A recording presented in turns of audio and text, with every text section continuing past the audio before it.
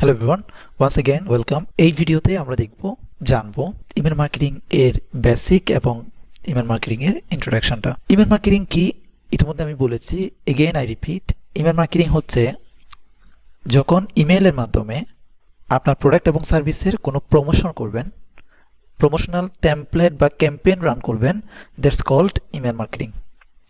Email communication, email marketing এর মধ্যে পার্থক্য হচ্ছে আমি যখন কোনো একটা ইস্যুতে কারোর সাথে কমিউনিকেট করব, সেটা গ্রেটিং হতে পারে, সেটা একটা মতামতের আদান প্রদান হতে পারে, কিন্তু স্পেসিফিক আমি যখন কোনো প্রোডাক্ট এবং সার্ভিসের প্রমোশন করব বা ফানেল স্ট্র্যাটেজি ফলো করব, তখন সেটাকে স্পেসিফিক ইমেল মার্কেটিং বলা হয়। অর্থাৎ ইমেলের মাধ্যমে বা ইমেল পাঠানোর মাধ্যমে আপনার বিজনেস গ্রোথ।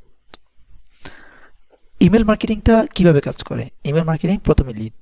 আপনি ইমেল মার্কেটিং প্রত্যেক কিছুর জন্য আসলে প্ল্যানটা প্রথমেই জরুরি, কিন্তু এরপরে লিড, আপনাকে লিড কালেক্ট করতে হবে। লিড বলতে আমি এখানে মিন করছি customer, contact details, audience, list etcetera.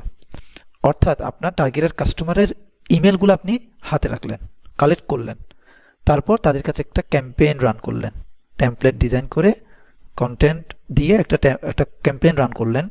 Campaign run করার পর তারা ক্যাম্পেইনে আপনার রেসপন্স করতেও পারে, আবার নাও করতে পারে, না করলে আবার পার্সু করতে হবে।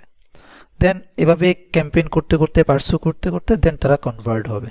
যখনই তারা একবার কনভার্ট হবে তখন তাদেরকে আমরা রিমার্কেটিংও করতে পারি। এছাড়াও ইমেল মার্কেটিংয়ের আরও বহুবিধ ব্যবহার রয়েছে।